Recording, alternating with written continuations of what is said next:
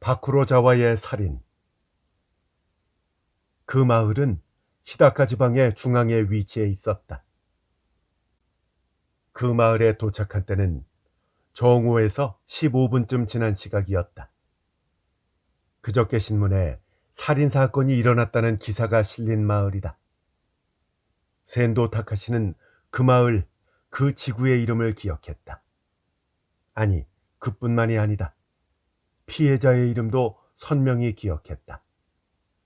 피해자는 오와타 타케시, 경주마 생산 목장의 주인, 61세. 살해 현장은 자택 침실이라고 한다. 둔기로 짐작되는 물건으로 두개골을 가격당해 죽었다. 17년 전 이 마을에서 역시 살인이 벌어졌을 때 그 이름이 등장했었다.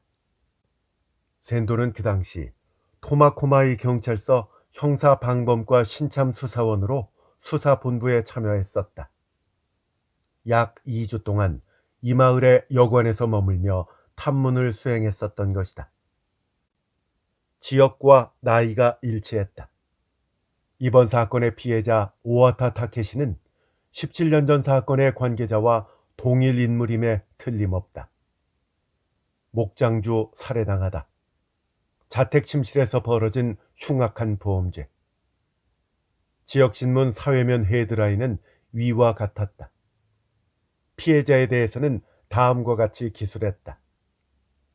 살해된 오와타 타케시 씨는 더비 우승마를 배출한 것으로 유명한 오와타 목장의 경영주다. 지역 명사인 오와타 씨의 죽음에 주변에서는 어째서 그분에게 그런 참사가 라면서 당혹감을 감추지 못하고 있다. 이것이 신문 기사다. 아마도 젊은 기자가 쓴 기사라 짐작됐다. 센도로서는 기사의 기술에 상당한 위화감을 느꼈다. 왜냐하면 17년 전 센도도 참여했던 수사본부는 오와타 타케시를 살인사건의 참고인으로 사정 청취를 했었던 것이다.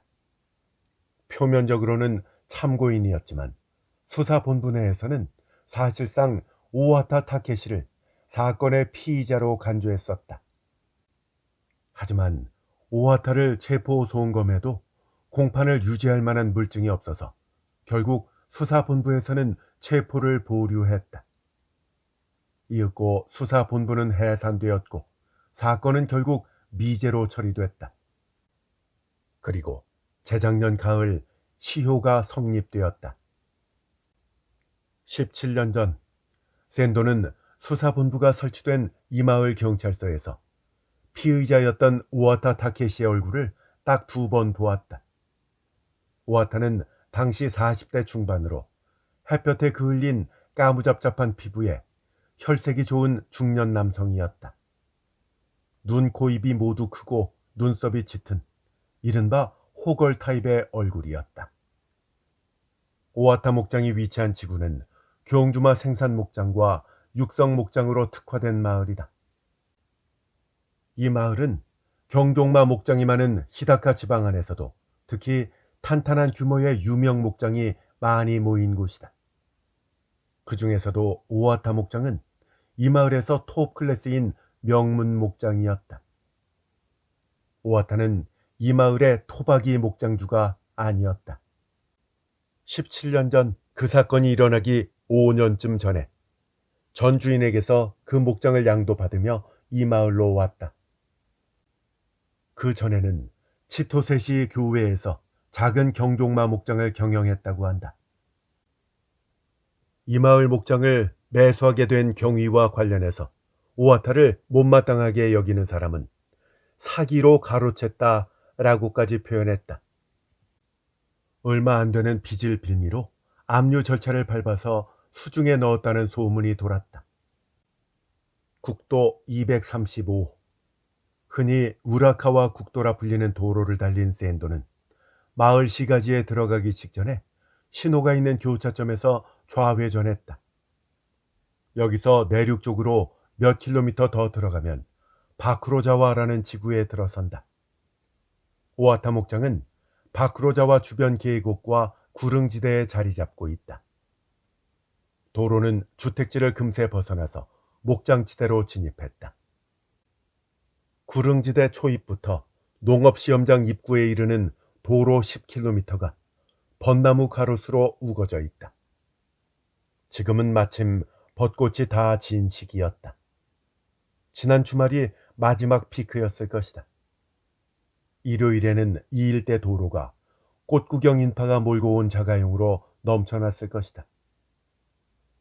골짜기를 지나며 목장 간판을 5개 정도 지나쳤다. 작은 못을 건너자 얼마 뒤 오하타 목장 정문이 나타났다. 원목으로 된 문설주 사이에 인방을 가로넣은 거대한 정문이었다. 인방 중앙에는 오하타 목장이라는 글자가 새겨져 있다. 17년 전과 똑같았다. 정문 안쪽에 주차된 경찰차 한 대가 보였다. 센도가 정문 앞을 서행하자 젊은 제복 경찰관이 정지 신호를 보냈다. 센도는 순순히 차를 길가로 옮겨 정차했다. 차로 다가오는 경찰을 향해 센도는 질문을 받기 전에 먼저 말문을 열었다. 수고 많네. 난 본부에서 근무하는 센도야. 공무 때문에 온 건 아니지만. 당황한 기색을 보이는 경찰관에게 센도는 명함을 건넸다. 탐문용이 아닌 정규 명함이다. 소속과 계급이 기입되어 있다. 경찰 수첩은 휴직 중이기 때문에 휴대하지 않았다. 경찰관이 미심쩍은 눈길을 보내며 말했다. 여기에는 무슨 일 때문에 오셨나요? 그냥 장소 확인차 들렀어. 공무가 아니시라고요? 개인적인 용무야. 죄송합니다만 여긴 출입 금지 구역입니다. 알아. 센도가 정문 안쪽으로 시선을 날렸다. 50m가량 이어지는 사도 끝으로 건물 몇 채가 늘어서 있다. 저택이라고 불러도 무방할 만큼 호화로운 2층 주택. 저게 안채일 것이다. 벽돌과 같은 타일을 외벽에 붙였다. 영국의 영주저택을 모방한 디자인으로 보였다. 그 왼편에는 1층 건물, 창고로 보인다. 그 건물 앞에는 철제 차고가 있다. 안채 뒤편에는 역시 철제로 지은 마국관과 그와 관련된 시설인 듯한 건물이 보였다. 안채 앞에는 경찰차 한 대와 홋카이도 경찰본부라는 마크가 찍힌 검정 외건 2대가 세워져 있다. 그리고 고급 승용차가 석 대. 승용차들은 오하타 타케시와 그의 가족들이 쓰는 차일까?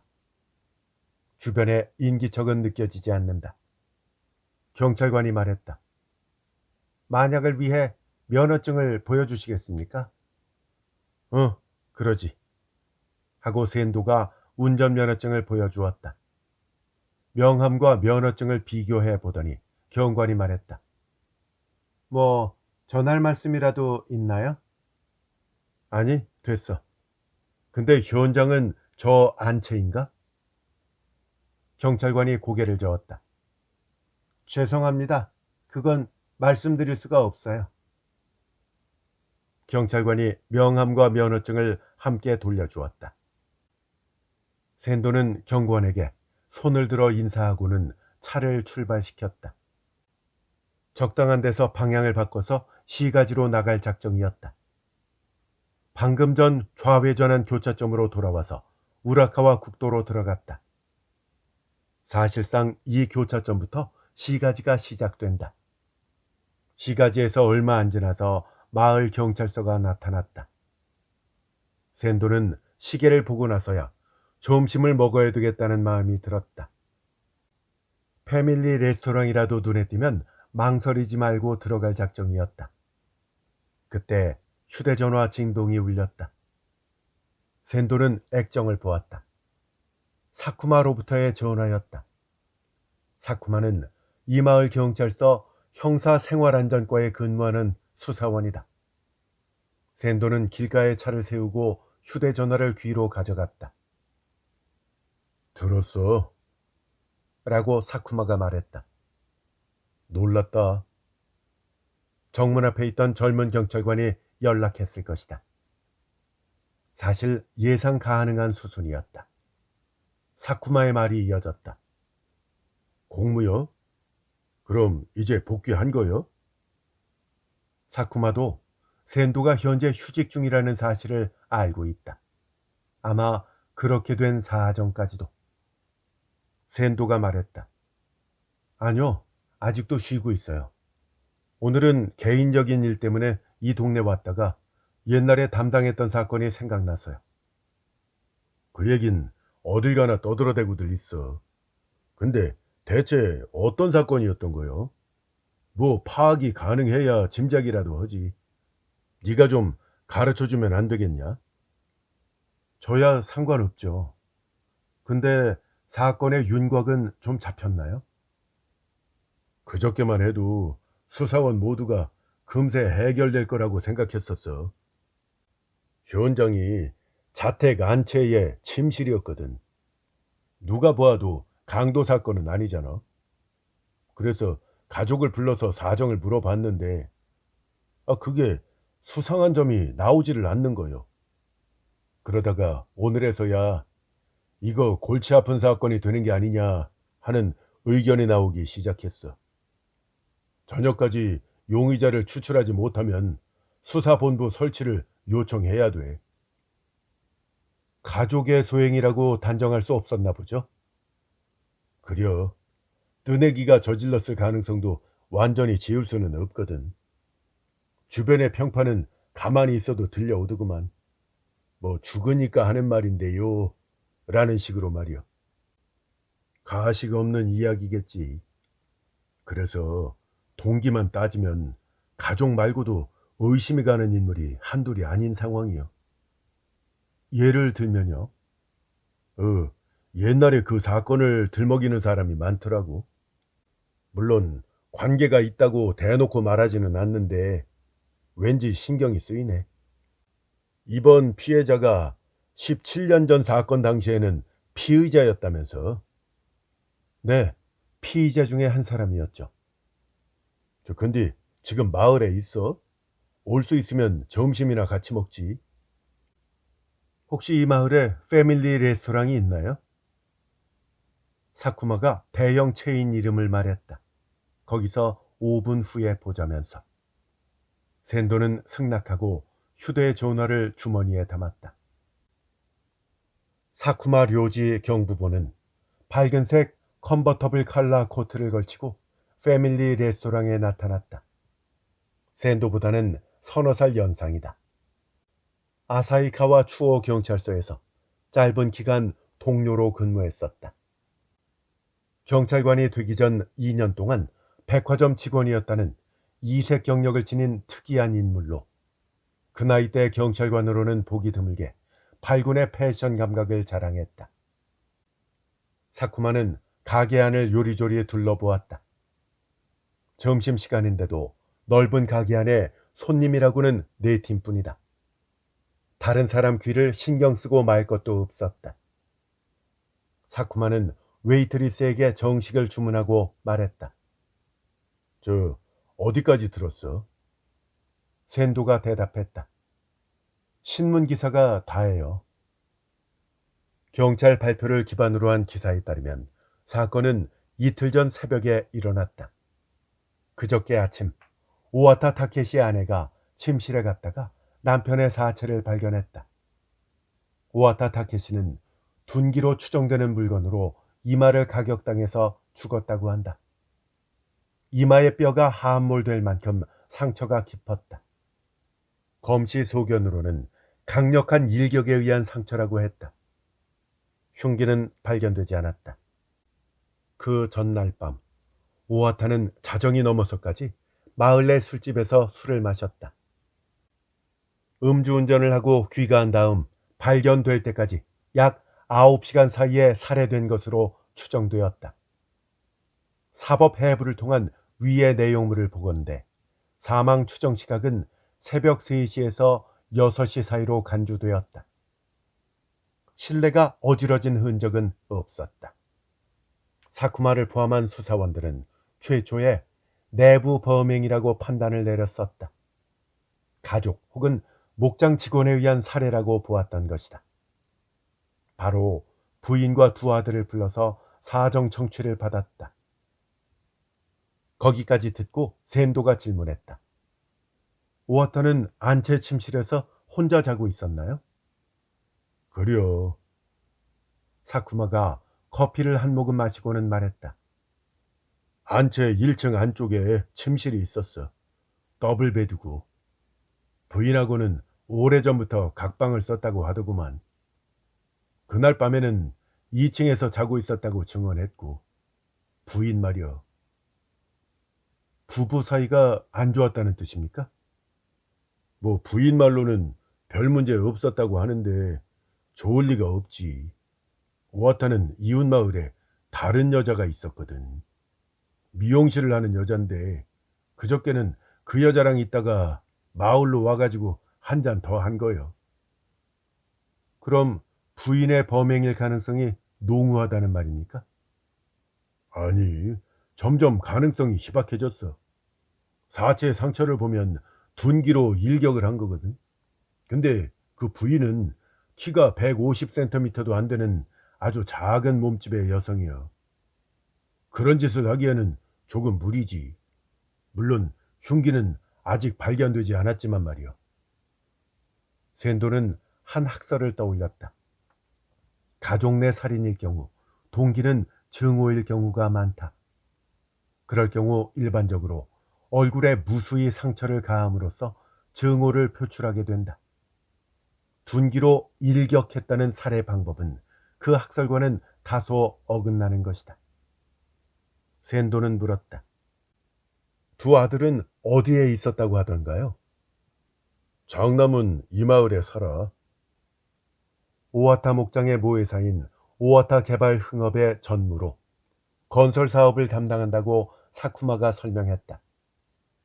그리고 차남은 삿포로에서 일하는데 여기 와 있었어. 꽃 구경 시기에는 의례적으로 가족이 모인다고 하더구만. 딸도 하나 있는데 사건 당일에는 도쿄에 있었고. 그럼 차남은 안채에서 머물렀나요? 아니요. 게스트하우스에서 머물고 있었디야. 네? 목장 안에 게스트하우스가 다 있어요? 마주 같은 사람이 머무는 일이 많았던 모양이요. 이 마을에는 변변한 호텔이 없거든. 그래서 오와타가 한 5년 전쯤에 통나무 집으로 게스트하우스를 지었디야. 안채에서 조금 떨어진 숲속에 있어. 그 자녀들의 가족들은요? 장남은 부인과 아들, 차남은 독신이고, 그리고 딸은 결혼했어. 아들들 나이대가 한창 원기왕성할 시기겠네요. 장남 유키야가 36살이고 차남 신지는 32이요. 직원은요? 목장에서 거주하는 남자가 둘 있어. 안채 뒤편 마구간 옆에 숙소가 있더구만.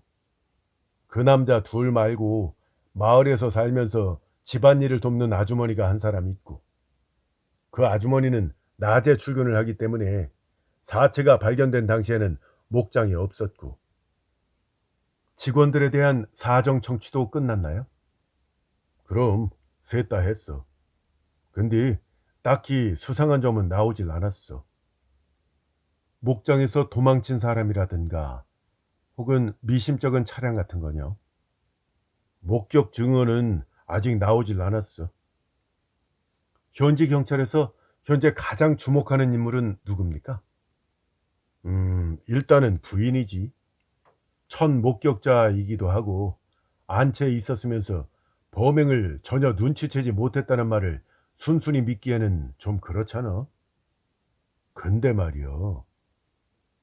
사쿠마가 머리를 극적였다. 내부 범행설이 잘못된 의견이라고 주장하는 쪽도 있어. 어떤 근거로 하는 말일까요? 범행은 화요일 아침에 일어났거든. 일요일에는 이 근방이 그 꽃 구경하러 온 사람들로 엄청 붐볐었어. 교통과도 모두 행락객 정리에 동원될 정도로 말이야. 근데 행락객 중에는 은퇴한 더비 우승마를 보러 오하타 목장에 온 손님도 꽤 됐던 모양이요. 오하타는 그런 사람들한테서 차 한 대당 500엔씩 주차료를 받았어. 그 남자답다. 샌도는 속으로 쓴웃음을 지었다. 17년 전에도 오하타는 돈이면 뭐든지 한다는 평판을 들었었다. 마을 당국과 여러 차례 마찰을 일으켰지만 결국 마지막에는 항상 돈으로 해결했다고 한다. 자기 삶의 어떤 사소한 부분이라도 돈벌이 재료로 이용하는 남자였다. 일요일 목장 부지 안에 사람들이 그렇게 많이 들어왔다면 뜨내기에 의한 우발적인 강도일 가능성도 결코 부정할 수는 없었다. 떡 버티고선 호화로운 저택. 저 안에는 목장주라 불러야 할지 경주마 거간꾼이라 불러야 할지 애매하지만 어쨌든 돈다발이 항시 수북할 것 같은 남자가 살고 있다. 저기에는 돈이 있다. 그런 눈으로 음흉하게 바라본 사람이 있어도 전혀 이상하지 않다. 그런 인물이 화요일 새벽 목장에 침입해서 범행을 저질렀다는 것인가? 사쿠마가 샌도의 얼굴을 빤히 바라보며 말했다. 살인사건은 말이여, 사건 발생 사흘 안에 90%가 해결돼야. 이번 사건도 처음에는 단순한 사건 같더니 용의자도 아직 출연하질 못했어. 서장은 오늘 저녁까지 해결될 기미가 보이지 않으면 수사본부 설치를 요청하겠다고 그렇게 말하고 있어. 외부 범행 가능성까지 포함해서 전면적으로 재수사를 한다는 건가요? 사쿠마가 입을 살쭉 오므리며 대답했다. 그렇다는 거지 뭐. 웨이트리스가 주문한 메뉴를 테이블로 가지고 왔다. 두 사람은 입을 다물었다. 웨이트리스가 사라지고 나서 사쿠마가 입을 열었다. 17년 전 사건에 대해서 이야기를 좀 해줘. 샌도는 신참 수사원이었던 당시의 기억을 더듬었다. 17년 전, 그러니까 공전의 버블 경기가 끝난 해였다. 한때 4만 돌파를 목전에 두었던 니케이 지수가 그해 15,000으로 폭락했다.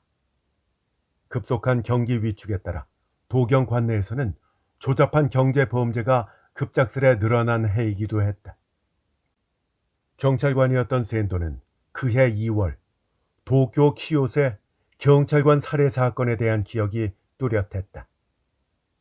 경찰관이 권총을 강탈당해서 경시청에서 필사적으로 수사에 임했지만 사건은 결국 작년에 시효를 맞이했다.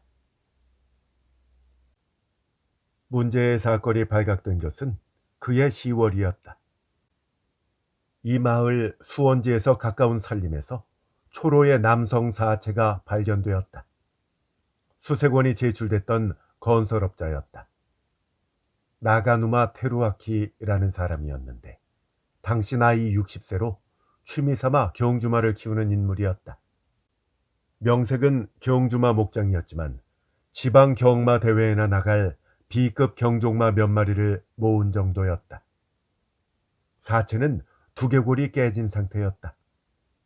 둔기로 수차례나 가격당한 것이 사인으로 추정되었다. 당시 도경본부는 살인사건이라고 단정짓고 이 마을 경찰서에 수사본부를 설치했다. 샌도는 당시에 토마코마에서 형사방범과에 배속된 지 얼마 안 된 시기였다. 관할서의 고참 형사와 짝을 이뤄서 피해자의 주변 탐문을 담당하였다. 그런 식으로 주변을 탐문하는 사이에 히다카 지방의 토지 사정과 경주마를 둘러싼 업계의 실태도 알게 되었다. 피해자는 히다카 지방에 거주하는 자영업자 가운데 흔히 볼 수 있는 타입이었다. 말을 좋아하고 경마를 좋아하는, 무엇보다 도박성을 띤 것이라면 뭐든 가리지 않는 남자였다. 그런 남자가 가을 초엽의 어느 날 갑자기 사라졌다. 저녁에 일 때문에 나간다면서 사무실을 뒤로 한 뒤 연락이 끊긴 것이다. 본인이 타고 다니던 독일제 세단은 시가지 외곽의 바쿠로자와에 놓인 다리 옆에서 발견되었다. 수색원이 제출되면서 지역 경찰에서는 일단 세단 내부를 조사했다. 세단 자동차에는 사고를 일으킨 흔적이 없었다. 세단 내부에도 사건성을 시사할 만한 증거는 발견되지 않았다. 그로부터 약 한 달 뒤, 낚시꾼 한 사람이 숲길 입구에서 수십 미터 떨어진 숲속에서 몸뚱이가 반절 가까이 매장된 사체를 발견했다. 그것이 바로 나가누마 테루아키의 사체였다. 그러던 중 수사선상에 피해자와 오하타 타케시 사이에 접점이 부상했다. 나가누마 테루아키는 그해 오하타 목장 시설 증축 하청을 맡아서 진행했다. 그런데 정작 공사가 완료되자 지불과 관련해서 문제가 발생한 것이다. 오하타는 이번 공사가 날림 공사였다면서 나가누마의 회사인 나가누마 건설에 공사 대금 지불을 거부했다. 두 사람 사이에 교섭이 진행돼서 오하타와 나가누마는 두 차례 대면했다고 한다.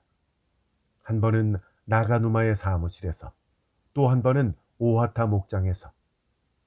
허나 교섭은 결국 결렬되었다. 나가누마는 고소하겠다고 오하타에게 선언했다. 오하타도 변호사를 선임해서 싸우겠다고 되받아쳤다고 한다. 그 두 번째 대면이 실종 나흘 전의 일이었다. 선배 수사원들이 오하타의 사정 청취를 담당했다. 오하타는 나가누마와 문제가 있었다는 점은 시인했다. 하지만 나가누마가 실종된 당일 대금 일부를 지불하기로 동의하고 만나기로 약속했었다고 증언했다. 실제로 오하타는 그날 지역 신용금고에서 공사 대금 20%에 해당하는 400만 엔이라는 금액을 인출했다. 그 돈을 준비해서 본인 사무실에서 기다렸는데 나가누마가 나타나지 않았다는 것이다. 당시 오하타가 타고 다니던 세단을 임의로 조사한 결과 조수석에서 나가누마가 입고 있던 재킷과 똑같은 섬유가 발견됐다. 수사원이 이 점을 추궁하자 오하타는 나가누마를 몇 번이나 자기 차에 태운 적이 있었다고 대답했다. 자신과 나가누마는 공사비 지불 문제로 잠시 티격태격하기는 했지만 실제로는 사이가 나쁘지 않았다고 주장했다. 마을의 술집에서 함께 술을 마신 적도 있고 조수석에 태워서 집에 바래다 준 적도 있었다는 것이다. 실제로 그런 사실이 있었다는 것이 증명돼서 섬유 조각건은 아무 증거도 되지 못했다. 동기는 있었지만 피해자 실종 당일의 알리바이에 대해서 명쾌히 부정할 만한 증언이 나오지 않았다. 게다가 당일 돈을 지불하려고 했다는 방증이 존재했다. 결국 수사본부는 오하타 체포를 단념했다. 체포해 보아야 검찰에서 기소할 수가 없었고 설령 억지를 부려서 기소까지 갔다고 해도 공판을 유지하는 데 난항을 겪는다. 그런 판단에서 내린 결론이었다. 수사본부를 설치하고 2주가 지나자 샌도는 본래 관할인 토마코마이서로 돌아가라는 지시를 받았다. 수사본부는 축소되었고 다음해 7월에는 해산되었다. 여기까지 들은 사쿠마가 물었다. 그럼 오하타가 그 사건의 피의자였다고 보면 되는 거요? 샌도가 대답했다. 이미 끝난 사건이라 공공연히 할 얘기는 아니지만 실질적으로는 그랬죠. 나한테 조언할 건 없어? 없어요. 샌도는 고개를 저었다. 그럴 마음이면 함부로 오지도 않았겠죠. 어쨌든 경주마 업계나 거간을 하는 사람들은 적이 많기 마련이잖아요. 죽이네 살리네 하면서 한 번씩은 다 붙어 보았을 겁니다. 그런 차원에서 처음부터 용의 대상을 너무 협소하게 잡지 않는 것이 더 낫지 않을까 그런 생각이 듭니다. 나도 시다카로 온 지 1년이 넘었어. 그런 사정을 나라고 모르겠어. 그럼 옛날 그 사건 때는 다른 문제가 또 있었나? 전 오하타 쪽이 아니라 피해자의 교우 관계를 탐문했었어요. 나가누마 테루아키는 오하타하고만 문제가 있던 게 아니었어요. 그래요? 그럼 다른 사람하고도 심각했다는 말이요? 이 말업계라는 데가 살벌한 세계더군요. 경주마 거래를 둘러싸고 정말 피비린내 나는 말들이 오가더라고요. 나가누마는 지방 경마장에서 뛰는 경종마를 생산했었어요. 마을 바깥에 자기 목장을 갖고 있었던 거죠. 이 동네 졸부들이 대개 그렇지. 어, 시즈나이의 목장주하고는 거래한 말 때문에 형사사건이 일어날 뻔할 정도로 심각했다는군요. 히다카몬베츠 경마장에서 주먹들이 오갔었대요. 그래요? 무슨 이유 때문에 그랬대? 시즈나이의 목장주가 뭐 장애인지 아니면 뭔가 병을 숨기고 나가누마에게 말을 팔았나 봐요. 거강꾼들 사이에서는 드문 일도 아니잖아. 그런 일 때문에 발끈하다니 나가누마라는 남자도 성질이 보통이 아니었나 보네. 그런 문제가 있었다는 얘기를 듣고 시즈나이까지 만나러 갔었어요.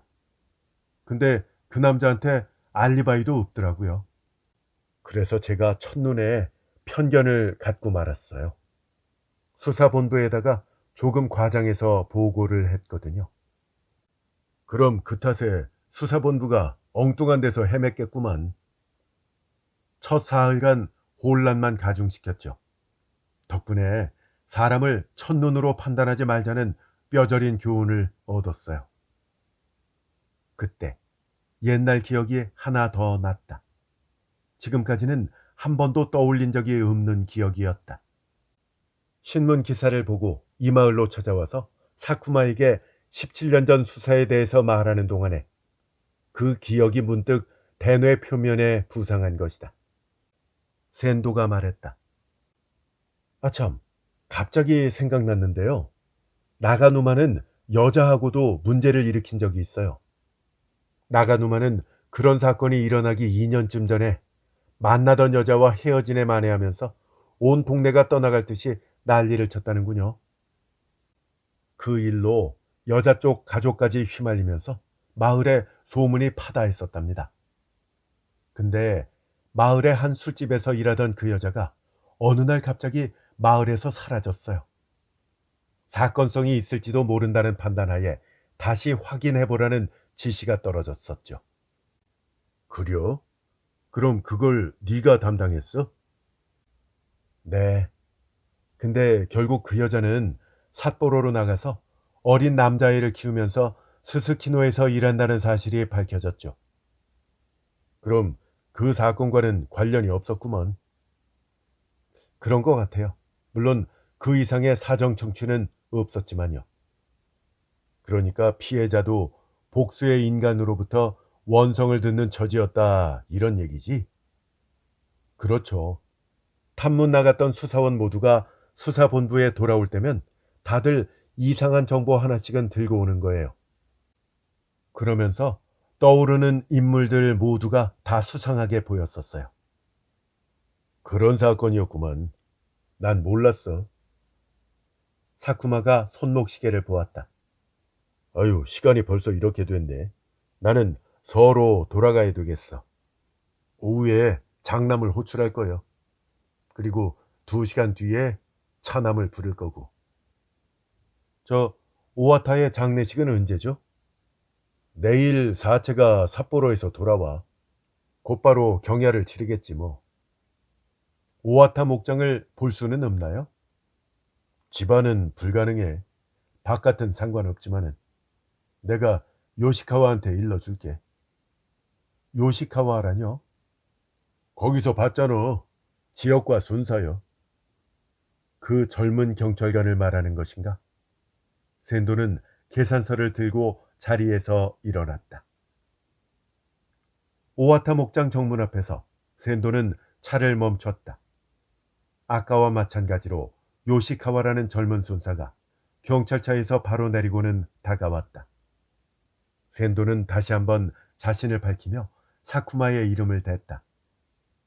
연락 받았습니다. 하고 요시카와가 말했다. 안채 안은 출입 금지예요. 알아. 근데 자네는 현장을 직접 보았나? 아니요. 밖에서 살짝 들여다보기만 했어요. 흉기 수색은 마친 상태인가? 네. 어제 50명 규모로 수색을 실시했는데요. 아무것도 발견된 게 없어요. 저 차는 어디다 세우면 될까? 그러자 요시카와가 정문에서 왼쪽 차고 앞을 가리켰다.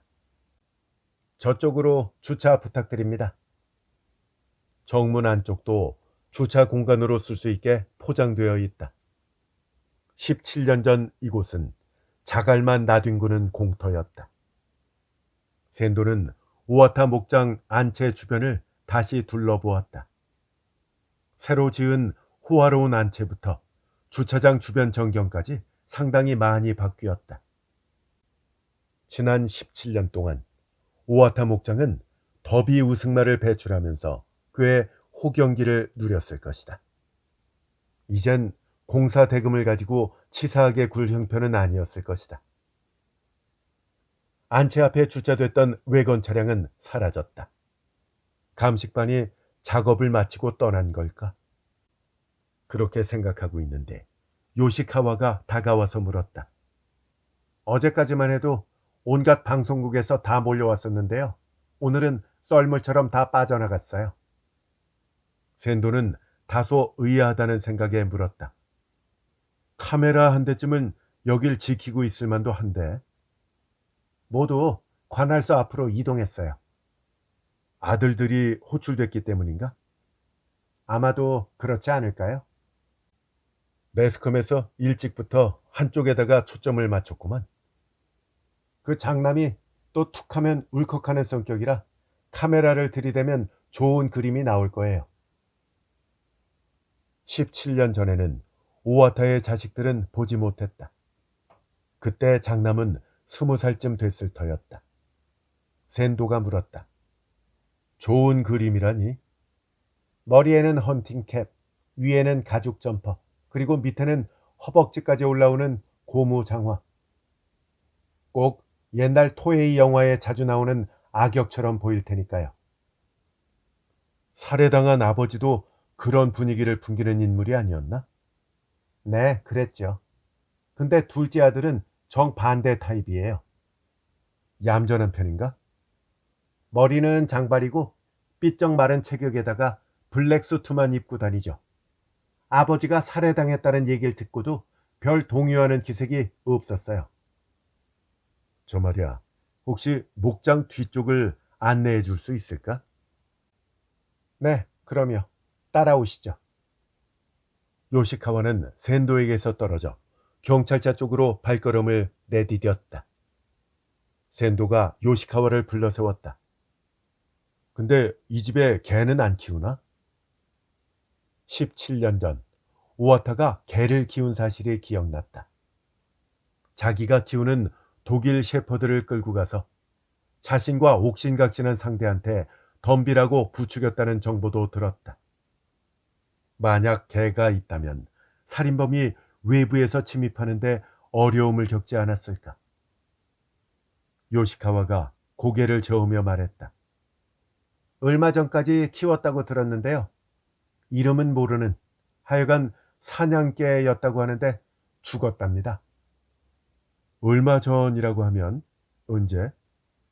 거기까지는 저도 저 마국간 옆에 개집이 아직도 있어요. 알았어. 고마워. 그렇다면 외부에서 침입하는 것도 어렵지 않다는 말이다. 일요일 주차장이 개방됐을 때 범인은 개가 없다는 걸 확인했을 가능성도 있다. 그렇다면 수사망을 대폭 확대하지 않으면 안 된다. 샌도는 안채 옆을 지나서 건물 뒤편으로 이동했다. 건물 뒤편에는 네모난 빈터를 둘러싼 형태로 목장 시설이 자리 잡고 있다.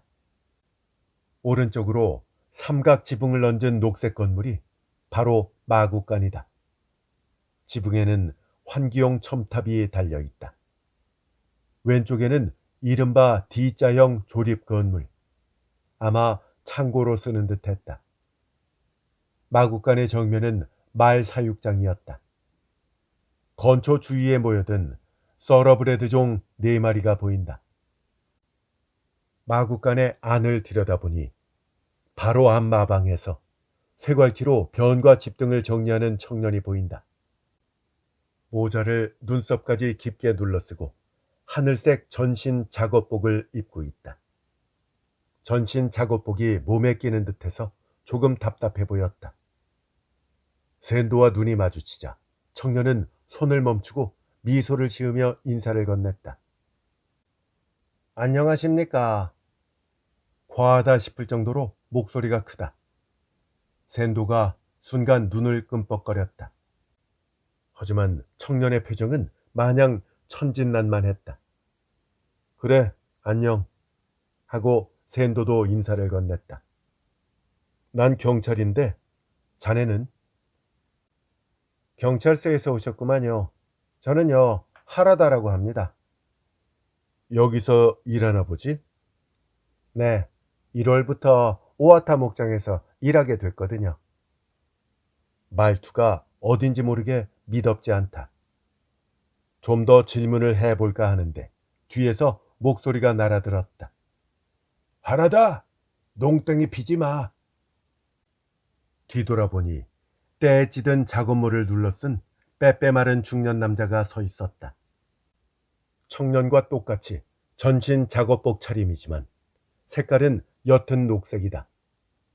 왼손에는 말고삐를 들었고 오른손은 말굴레를 잡고 있다. 청년은 다시 쇠갈퀴를 들고는 마방 청소를 시작했다. 샌도는 중년 남자에게 말했다. 안녕하세요. 저는 경찰에서 왔습니다. 거짓말은 아니다. 공문은 아니지만 굳이 그걸 밝힐 이유는 없다. 저 여기서 일하십니까? 경찰? 중년 남자가 미심쩍인 눈길을 보내며 다가왔다. 또 무슨 일 있어? 말도 남자 손에 이끌려 앞으로 다가온다. 눈앞에서 보게 되니 말이란 상상 이상으로 거대한 동물이었다. 샌도는 세 걸음 뒷걸음질 치고는 말했다.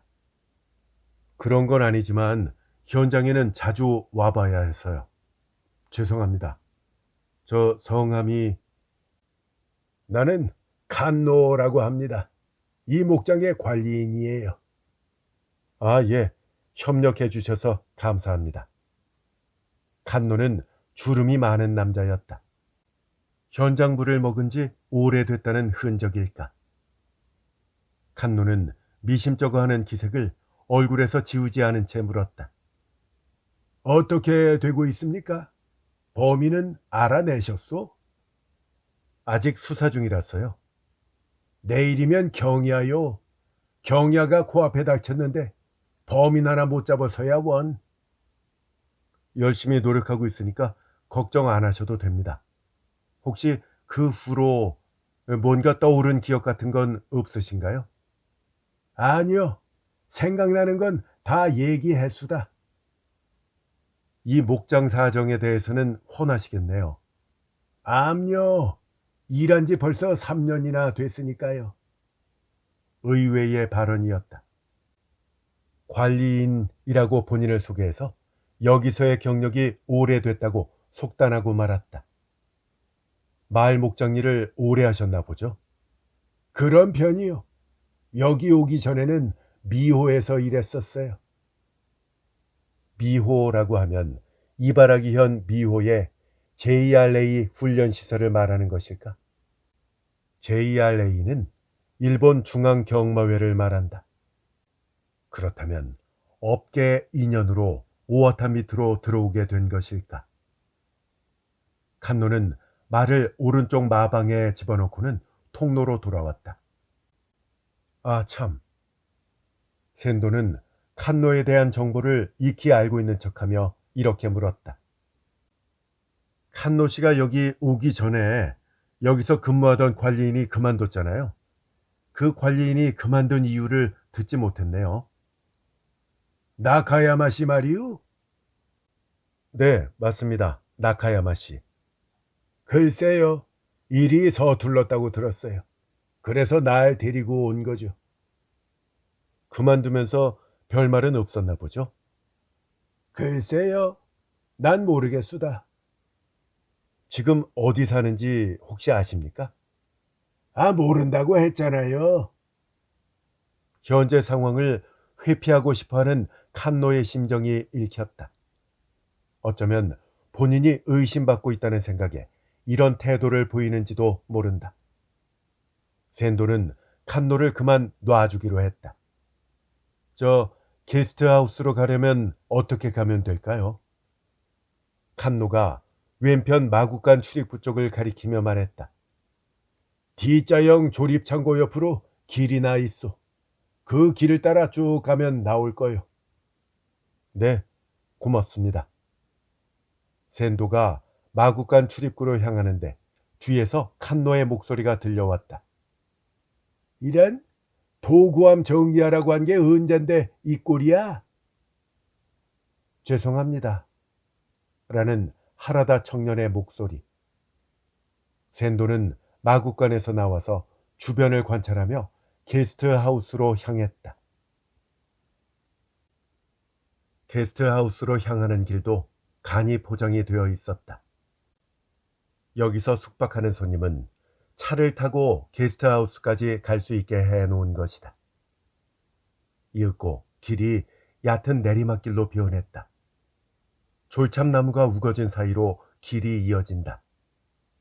눈앞으로 드리워지는 졸참나무 잎들에 멀리 통나무의 누런 빛깔이 언뜻언뜻 가려진다. 졸참나무 숲을 빠져나가자 게스트하우스가 나타났다. 통나무로 지은 1층 건물이었다. 함석 지붕과 창틀은 초록색으로 칠해 놓았다. 사쿠마 말로는 차남이 게스트하우스에 머문다고 했는데 주차 공간에는 차가 보이지 않았다. 숲을 양쪽을 주의 깊게 살피면서 샌도는 방금 걸어온 길을 되돌아갔다. 마구간 뒤편에 쌓아놓은 대량의 말똥과 집들이 보였다. 하라다가 손수레로 더러워진 집과 말똥을 버리고 있다. 청년은 샌도를 알아보고는 또다시 천진난만한 미소를 짓는다. D자형 조립창고 옆길을 따라가자 백색 합판으로 지은 건물이 나타났다. 밖에 세탁물을 넣은 창도 하나 보인다. 아마 직원용 숙소인 모양이다. 칸노와 하라다는 여기서 지내는 것일까? 안채 앞에 주차 공간으로 돌아오자 요시카와 순사가 다가왔다. 뭔가 알아내신 거라도 있나요? 샌도는 고개를 절레절레 저었다. 아니, 난 애당초 수사를 지원하러 온 게 아니야. 샌도는 반대로 요시카와에게 물었다. 근데 여기 젊은 친구 하나가 일하던데. 아, 하라다라는 아이 말이죠. 여기서 일한 지는 얼마 안 된 모양인데 자세한 사정은 전 잘 몰라요.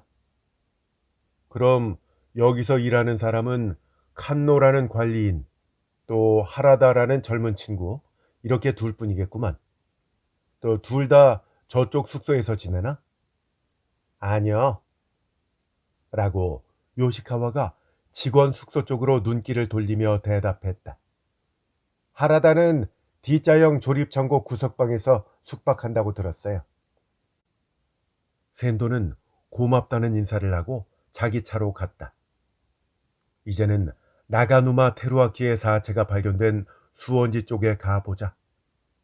딱히 뭘 찾아내겠다는 목적은 없었다. 그저 파묻힌 옛 기억을 더듬기 쉽도록 대뇌에 자극을 주려는 의도였다. 이 마을에 온 뒤 풍경을 바라보고 정보를 들으면서 상념 하나가 떠올랐다. 17년 전 그 사건이 이번 사건에 어떤 영향을 미친 것이 아닐까 하는 의문. 물론 근거는 없었다. 17년 전 사건의 비공식 피의자가 이번 사건의 피해자라는 사실 이외에 연관 지을 요소는 전혀 없는 것이다. 세상을 살다 보면 이 정도 우연은 포개지기 마련이다. 라면서 납득할 만한 관련성에 불과하다. 하지만 마음속 어딘가에서 꿈틀거리는 무언가가 좀처럼 진정되지 않았다. 두 사건을 매개하는 무언가를 놓치고 있는 것이 아닐까. 어딘가 만나는 접점이 있는 것이 아닐까. 가려움과 비슷한 이런 기분을 확실히 긁어주고 싶었다. 물론 그 방법은 아직도 찾지 못했다. 샌도는 오하타 목장에서 나온 뒤 한 2시간쯤 마을 안을 돌아다녔다. 수원지를 왕복하는 것만으로도 1시간 반 가까이 걸렸다. 시가지에 돌아오자 시침이 오후 4시에 다다르고 있었다.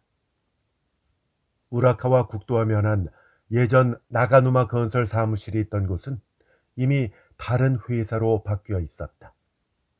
간판에는 오하타 개발 흥업이라고 적혀 있다. 그렇다면 저기가 오하타 타케시의 장남이 근무하는 회사일까? 경찰서 앞으로 가보니까 우라카와 국도를 사이에 두고 반대편 보도에 방송국 카메라맨 몇몇이 삼각대를 놓고 대기 중이다. 국도 옆 공터에는 중계차가 석 대, 그 외에 외건 차량이 5대 정도 와 있다. 주머니에 손을 찌르고 정처 없이 보도를 오가는 남자들도 보였다.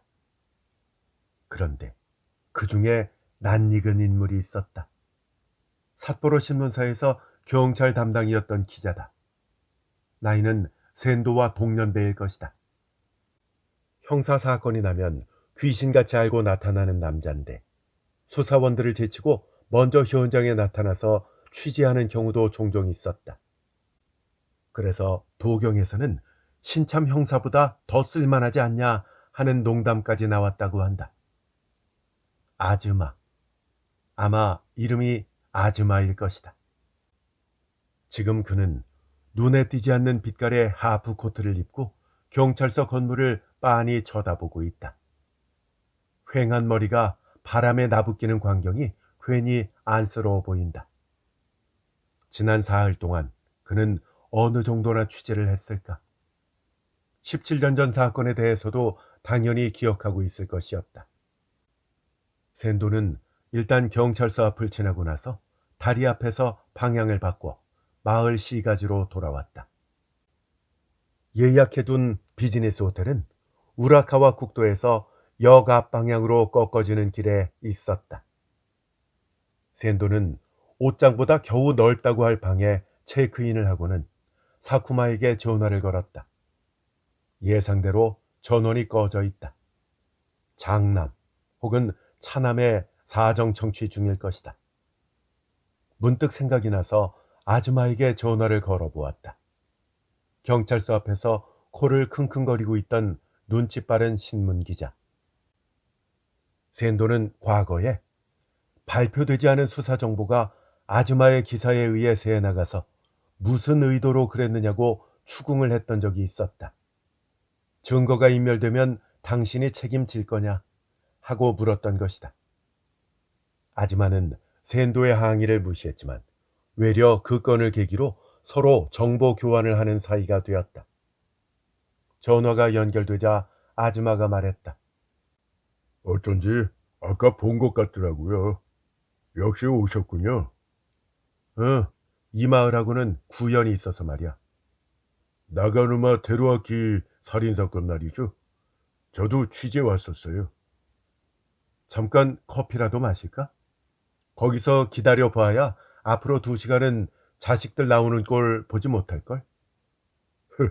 안 그래도 커피 생각이 나던 참이었어요. 경찰서 앞길을 따라오다 보면 말 한 장이 간판에 걸린 카페가 하나 있어요. 거기 어떤가요? 이 시간이면 커피가 나올 겁니다. 알았어. 바로 갈게. 찾아가 보니까 영국의 펍을 흉내낸 가게라는 것을 알 수 있었다. 실내는 벽부터 의자, 테이블까지 짙은 갈색으로 통일했고 경마 관련 물품들로 곳곳을 장식해 놓았다. 안장이나 승마모, 승마와 같은 물건은 알아볼 수 있었다. 카운터 왼쪽은 마구간의 벽이라는 설정인 모양이다.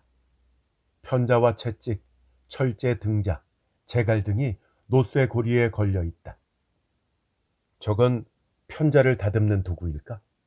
가위 모양의 커다란 기구와 난 모양의 칼 같은 물건도 보인다.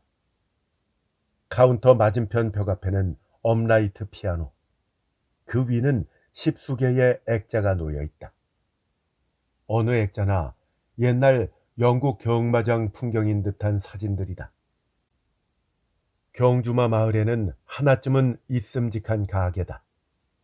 하지만 실제로 이 가게 분위기와 어울리는 손님이 이 마을에 얼마나 될지는 모를 노릇이었다. 카운터 안에는 50대로 보이는 남자가 있다.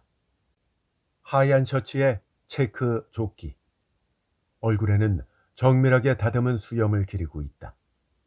샌도와 눈길이 마주치자 순간 미세하게 얼굴이 굳는다. 평범하게 살아온 인물은 아닌가 생각되었다. 샌도가 경찰 관계자라는 사실을 단번에 알아차리고는 저런 반응을 보이는 것이다. 아즈마는 진즉에 안쪽 테이블에 자리 잡고 있었다. 다른 손님은 한 사람도 없다. 차보다는 술이 목적인 손님이 주로 찾아오는 가게가 아닌가 싶었다. 샌도가 카운터 안의 남자에게 커피를 주문하고 나서 안쪽으로 들어갔다. 아즈마는 뭐가 유쾌한지 싱글벙글 웃으면서 말했다. 휴직 중이시라면서요? 다들 그 얘기부터 꺼낸다. 이젠 일일이 대꾸하기도 귀찮아진 화제였다. 샌도는 의자에 앉아서 하며 고개만 끄덕이고는 질문을 던졌다. 언제 왔어? 어제요. 지국 지원 나왔어요. 샌도 씨는 언제 오셨어요? 방금. 혹시 나가누마 사건과의 관련성을 염두에 두고 오신 건가요? 미제 사건이었잖아. 뭐 나한테는 일종의 추억 여행이라고나 할까? 그나저나 뭐 좀 낚았어? 낚긴요. 경찰 발표만 기다리는 중이에요. 여기까지 행차를 하셨으니까 경찰 발표대로만 기사를 쓸 리는 없고 그 가족 보험 행설에 무슨 근거라도 있나? 지금 가족 보험 행설이라고 하셨나요? 그렇지 않고서야 오늘 경찰서 앞에서 이렇게 진을 치고 있을 이유가 없잖아. 아즈마가 괜히 이 말을 긁고는 말했다.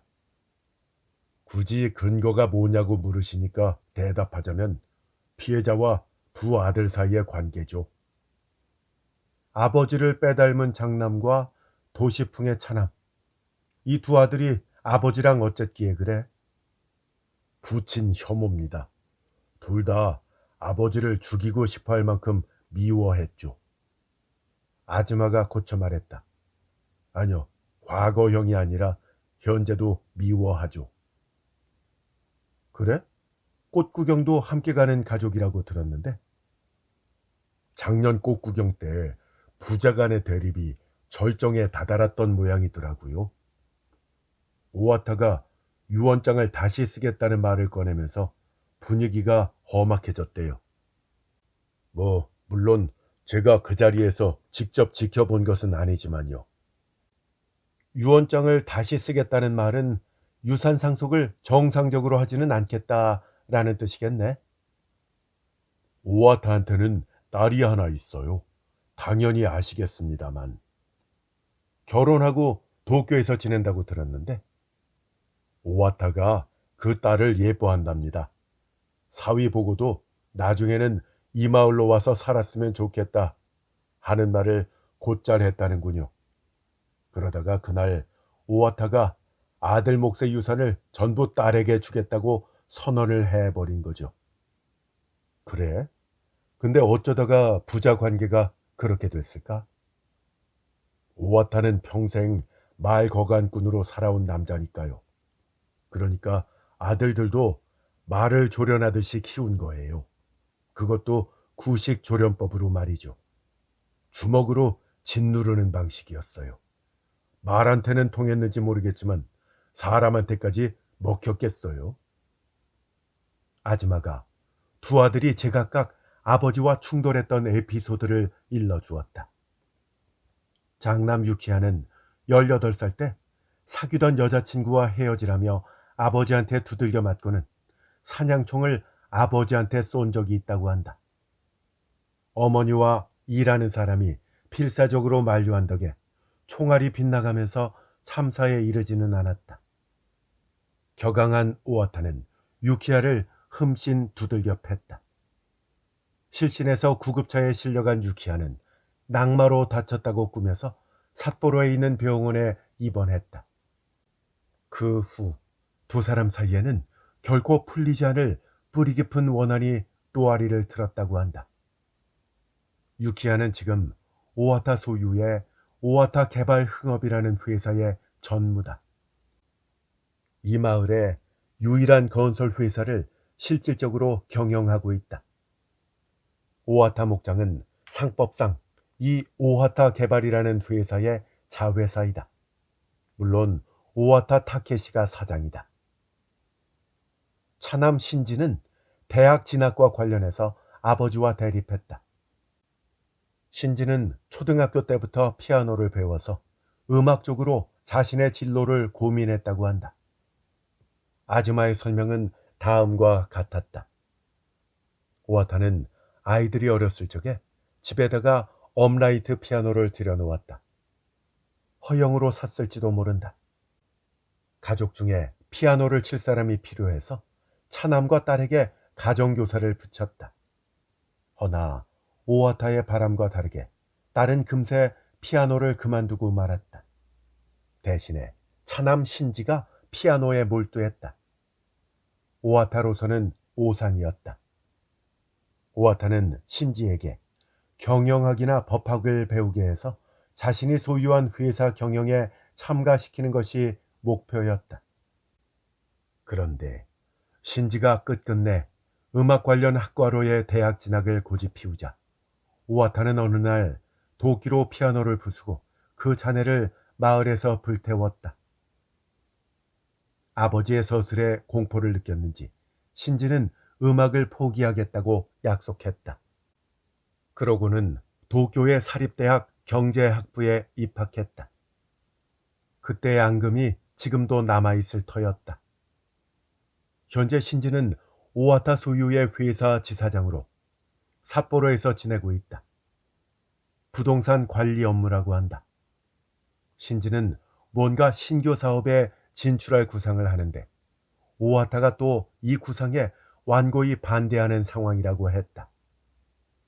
아즈마는 할 이야기는 다 꺼냈다는 양 테이블 위에다 두 손바닥을 펼쳤다.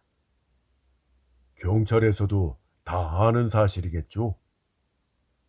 사실 사쿠마한테서는 듣지 못한 정보였다.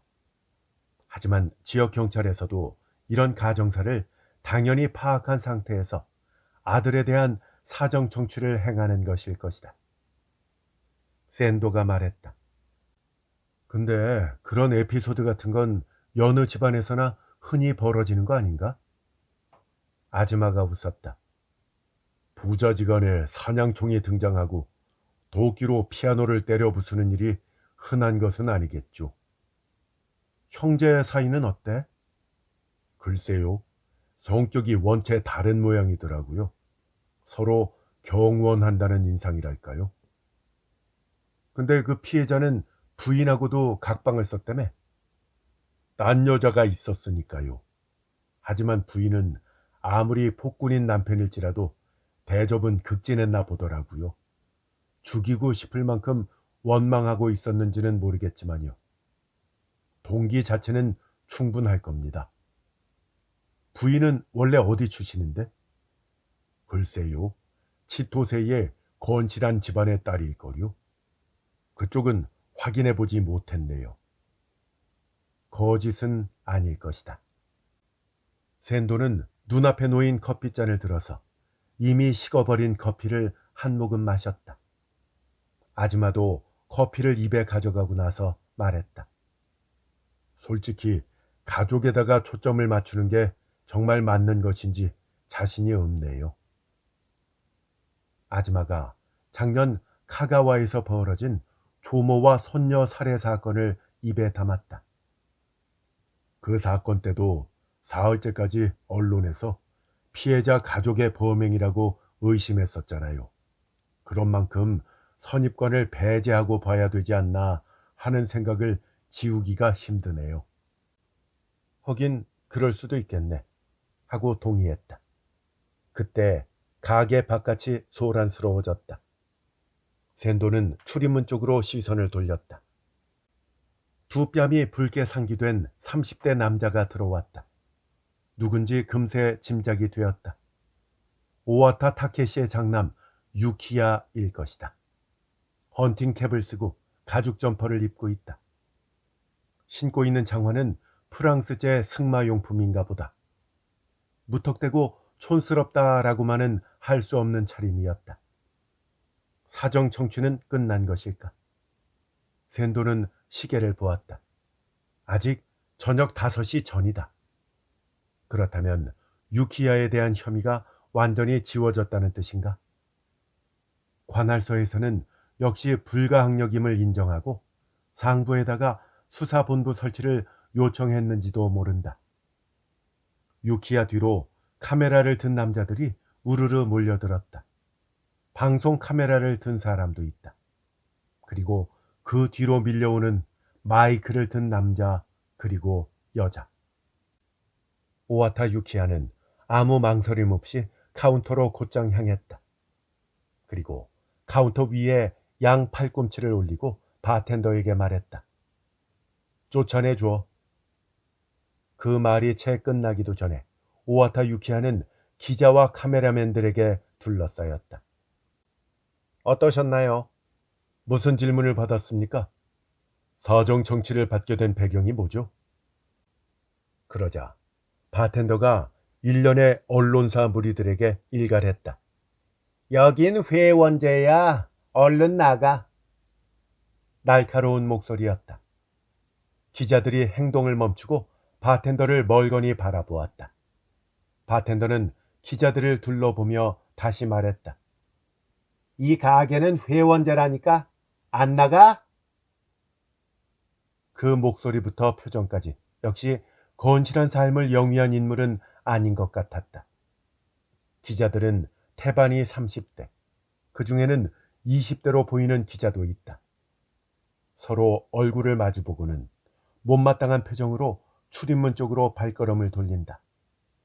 그때 한 기자가 아줌마의 존재를 눈치챘다. 근데 저 사람은요? 아줌마가 지역지의 유명 기자라는 사실을 아는 것이다. 샌도가 아줌마와 바텐더를 번갈아 쳐다보았다. 아줌마는 재밌어 죽겠다는 얼굴이다. 바텐더가 어떻게 반응할지가 마냥 궁금한 것이다. 샌도가 아줌마에게 말했다. 나가는 게 좋을 것 같은데? 샌도 씨는요? 형사 보고 대놓고 나가라는 인간은 아직 만나지 못했어. 여기서 무슨 일이 일어나면 나중에 귀띔해 주실 건가요? 무슨 일? 안 일어난다니까. 그러자 아줌마가 이제는 어쩔 수 없다는 듯이 자리에서 일어났다. 아줌마가 가게에서 나간 뒤 바텐더와 오와타 유키야가 샌도를 바라보면서 대화를 나눈다. 나도 쫓아낼 작정인가 하고 눈치를 보는데 오와타 유키야가 카운터에서 벗어나서 샌도 쪽으로 다가왔다. 오와타 유키야의 손에는 맥주잔이 들려있다. 유키야의 생김새나 풍기는 분위기가 샌도가 기억하는 오와타 타케시를 빼닮았다. 형사님이시라고요? 얼마간 적의 또는 분노에 가까운 감정을 머금은 목소리였다. 샌도가 자기 성만 밝히고는 덧붙였다. 경찰은 맞는데 공무로 온 것은 아니야. 오와타 유키야가 방금 전까지 아즈마가 앉아있던 의자에 몸을 내려놓았다. 왜 우리가 의심받아야 되는 겁니까? 우리가 누군지 몰라요? 우린 피해자 가족이라고요. 수사에 대해서는 난 아무것도 몰라. 하고 샌도가 대답했다. 만약 경찰에서 진지하게 의심을 하고 있다면 오늘 이런 시간에 풀어주지도 않았겠지. 근데 저 매스컴에서 하는 짓거리는 뭡니까?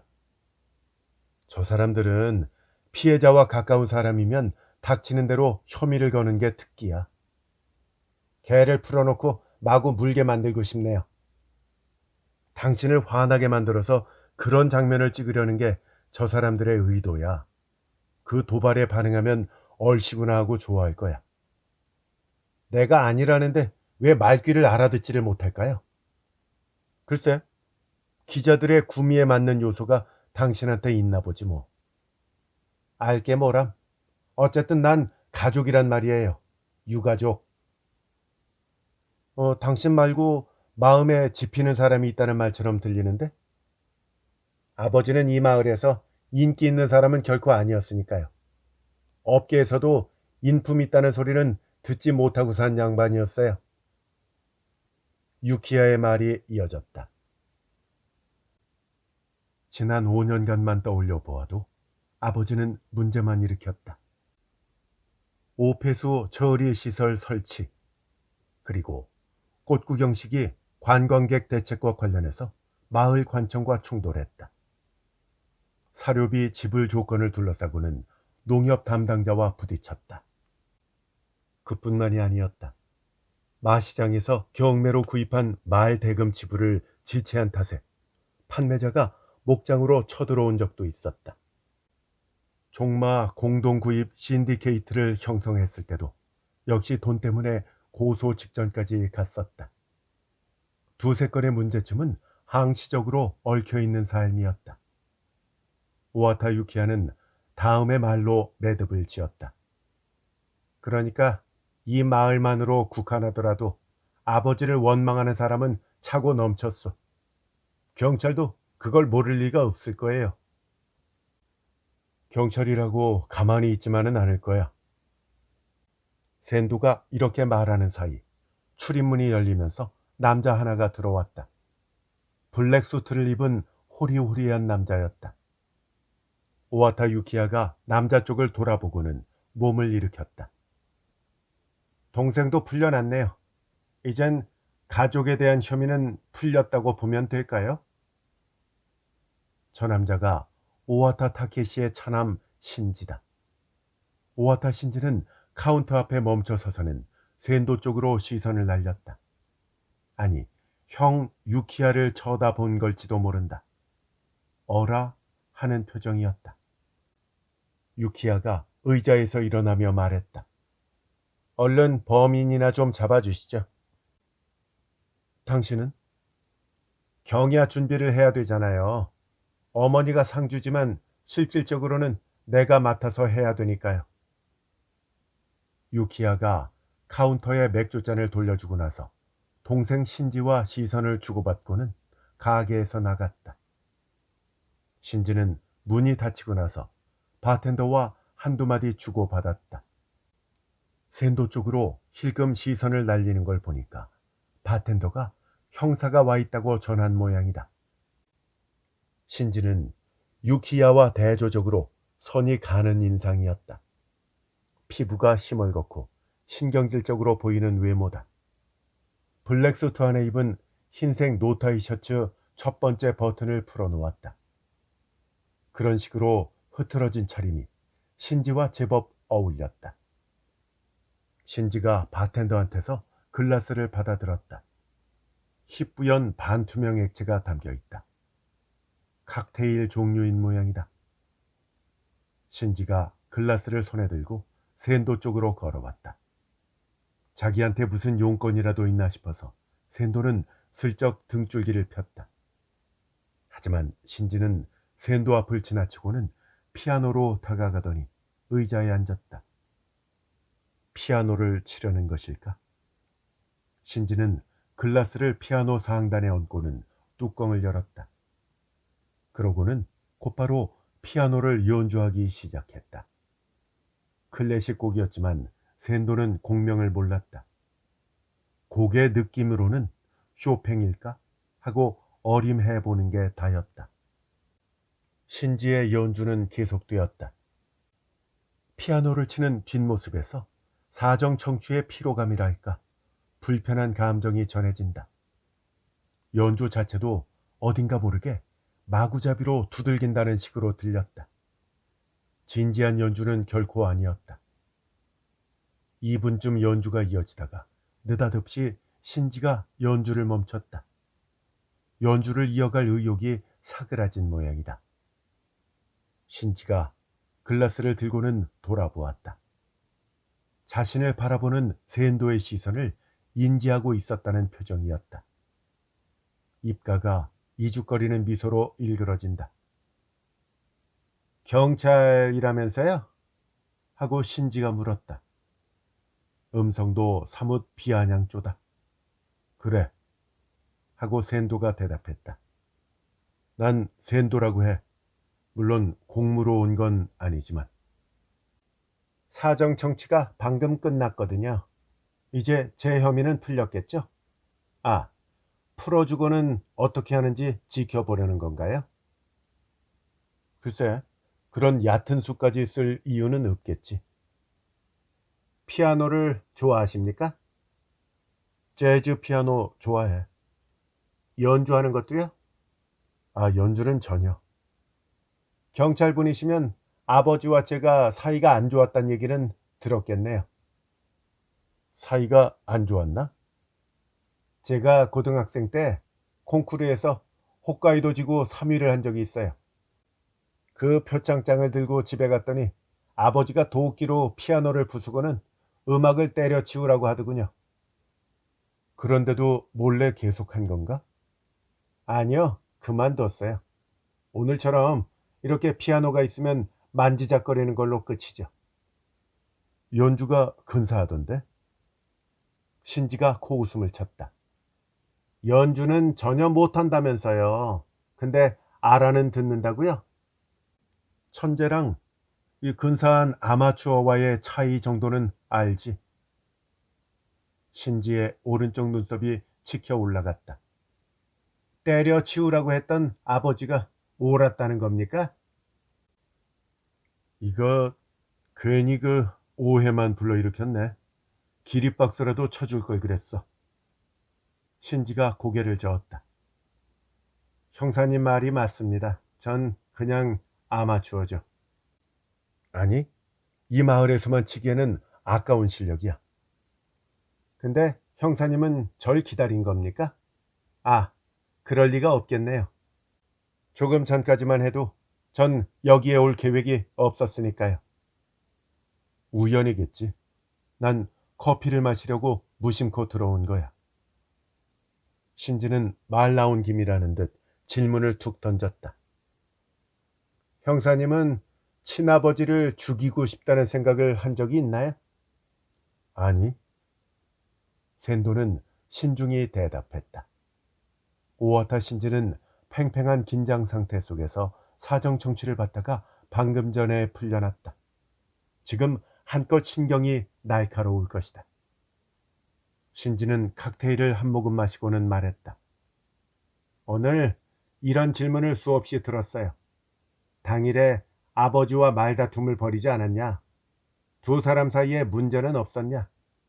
증오한 적은 없었냐? 샌도가 잠자코 있자 신지가 천장을 올려다 보면서 한숨을 내뱉고 나서는 다시 말을 이었다.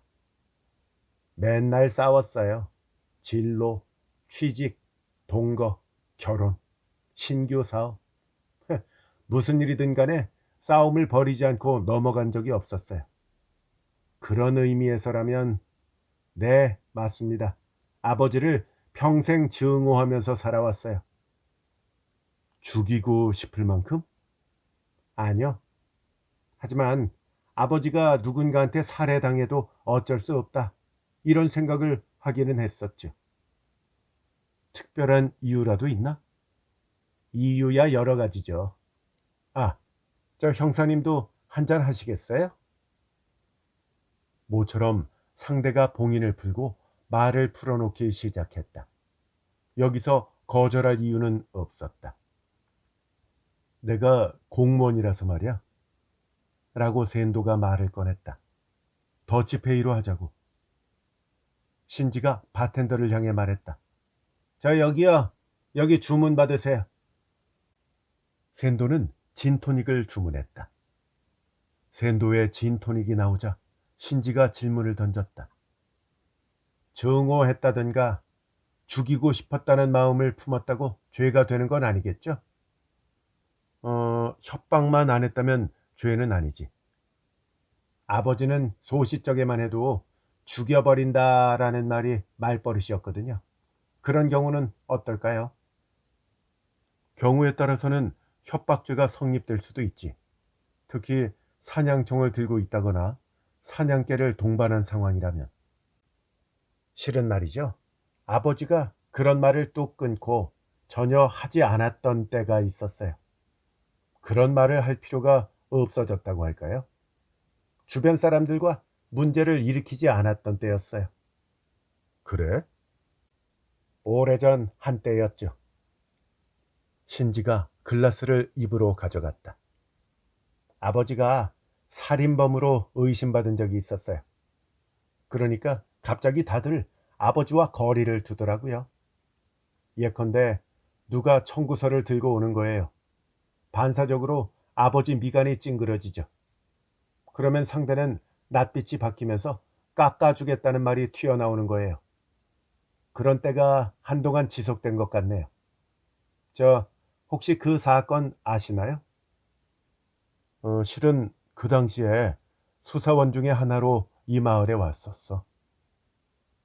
그러자 신지는 정말로 놀란 모양이었다. 눈이 휘둥그레해지더니 굳은 듯이 꼼짝도 하지 않았다.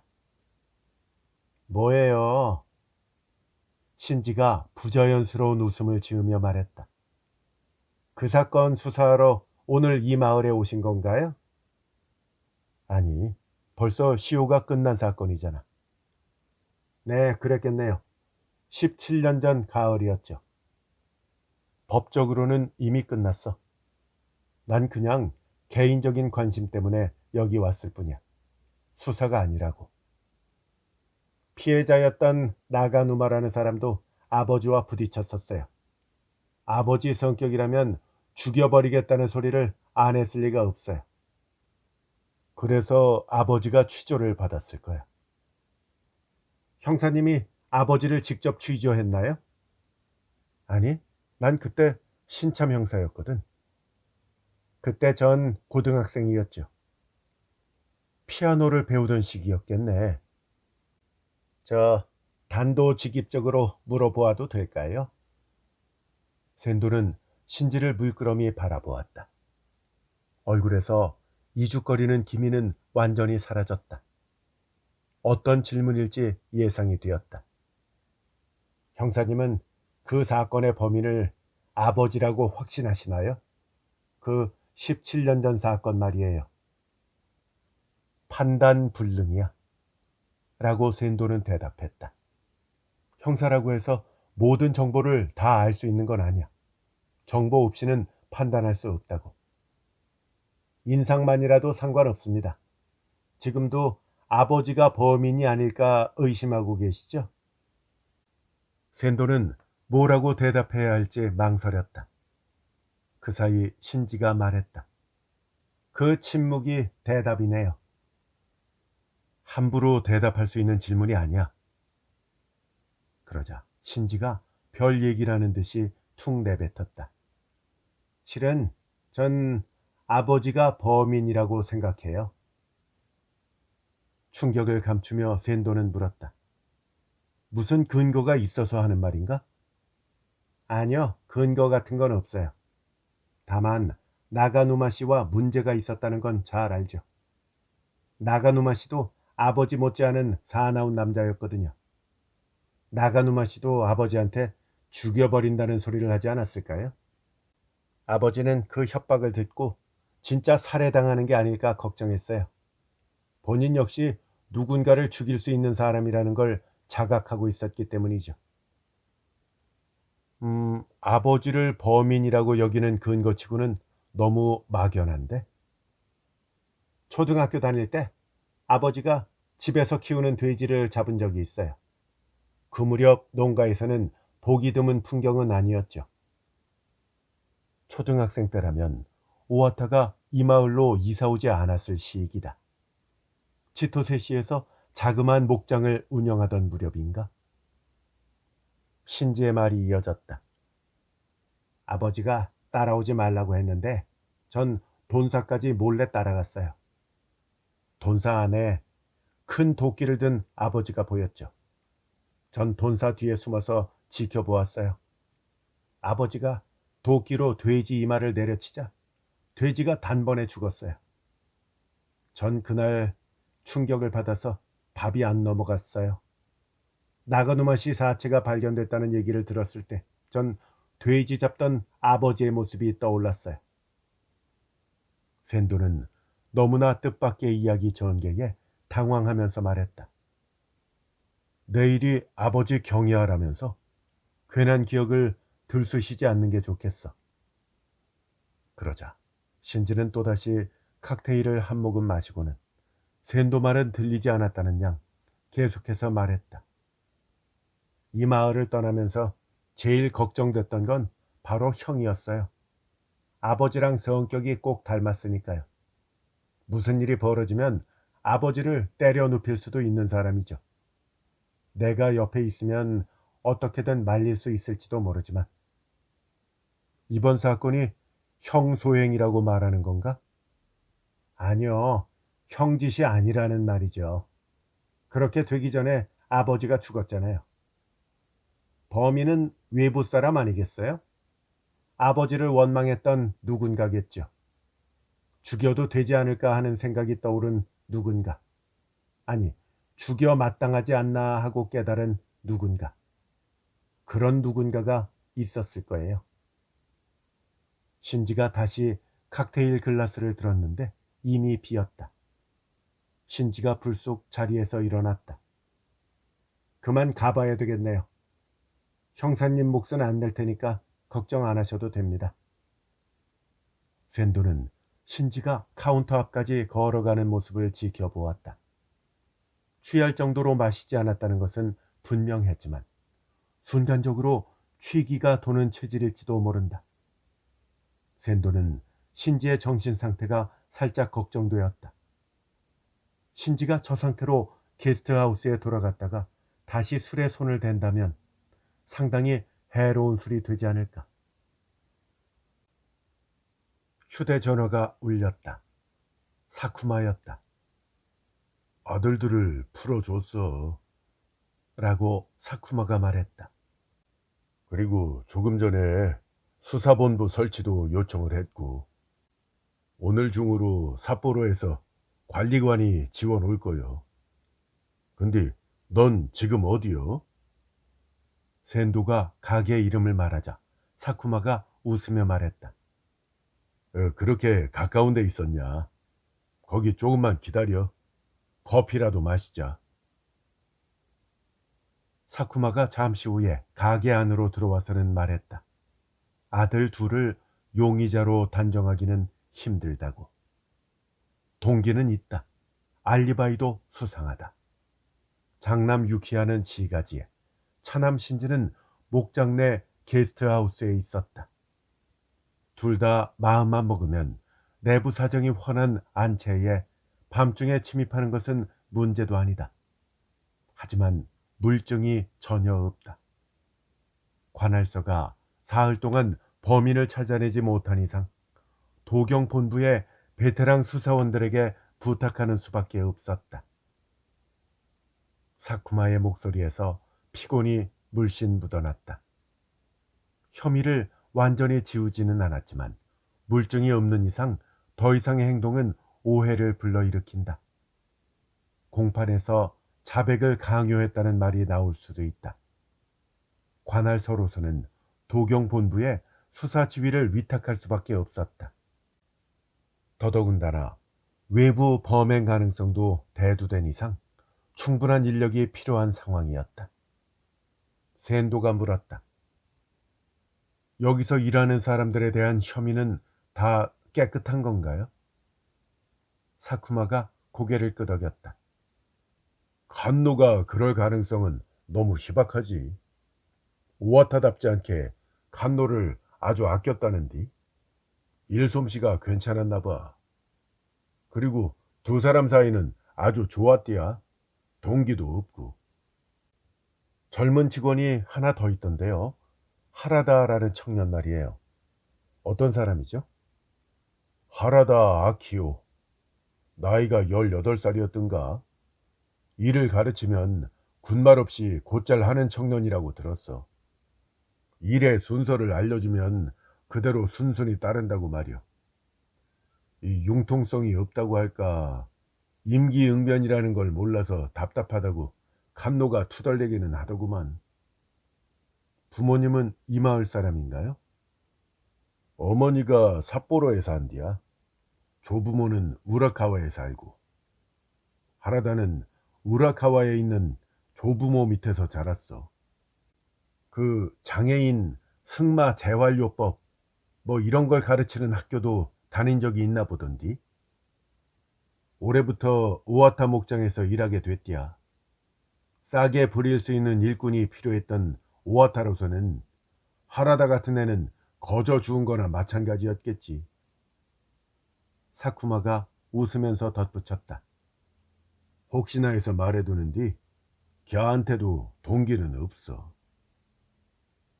사쿠마는 커피를 딱 한 잔 마시고는 바로 서로 돌아갔다. 샌도는 자기 글라스를 손으로 끌어당기며 생각했다. 찝찝하다. 뭔가 마음에 걸린다. 17년 전 사건과 이번 사건과의 연관성. 뭔가가 어슴풀의 형체를 드러냈다는 감은 왔다. 하지만 명료하지가 않다. 아직 핵심은커녕 윤곽도 구름에 뒤덮인 상태와도 똑같았다. 하지만 뭔가가 나타났음은 그 기미는 분명히 느꼈다. 이제 바람이 불어온다면, 햇살이 잠깐이라도 빛을 들이운다면 그 정체가 확연히 모습을 드러낼 것이다. 손가락으로 가리키고 만질 수 있게 될 것이다. 하라다 아키오. 하라다? 17년 전에도 하라다라는 이름이 어디서 등장하지 않았던가. 샌도는 카운터로 걸어가서 바텐더에게 계산을 부탁했다. 계산을 마치고서 샌도는 카운터 왼쪽 벽으로 시선을 내리며 바텐더에게 물었다. 말에 대해서 잘 아시나요? 바텐더가 대답했다. 경주마 관리사로 일한 적이 있어요. 저 도구들은 마구간에서 쓰는 물건입니까? 바텐더가 벽에 걸린 도구들에 힐끔 시선을 날리고는 고개를 끄덕였다. 예, 승마라든가 말 돌볼 때 쓰는 도구예요. 저 커다란 가위 같은 건 어디다 쓰는 겁니까? 길이는 50에서 60cm. 양 끝이 펜치처럼 맞닿아 있다. 철제인 걸 보면 꽤 무거울 듯 했다. 바텐더가 대답했다. 말굽을 자르는 가위예요. 뭐 사람으로 치자면 손톱깎이 정도 되겠죠. 마을 목장에서 저런 물건을 씁니까? 옛날에는 삭제사가 들고 다녔는데요. 요새는 그라인더를 이용해서 보기 힘들게 되었죠. 샌도가 고맙다는 인사를 하고 가게에서 나왔다. 다음 날이었다. 가게 문을 열고 들어가자 피아노 소리가 들렸다. 방금 전 통화로 사쿠마가 일러준 대로였다. 오늘도 오와타 신지는 오후에 1시간가량 사정 청취를 받은 뒤 이 가게로 왔다. 샌도는 바텐더에게 눈인사를 하고는 바로 피아노 앞으로 걸어갔다. 신지가 고개를 돌리더니 연주를 멈췄다. 샌도는 가까운 의자 하나를 끌어당겨서 신지를 바로 옆에서 볼 수 있는 위치에 몸을 내려놓았다. 신지가 남보기에 불편한 자세로 몸을 돌리더니 샌도를 바라보았다.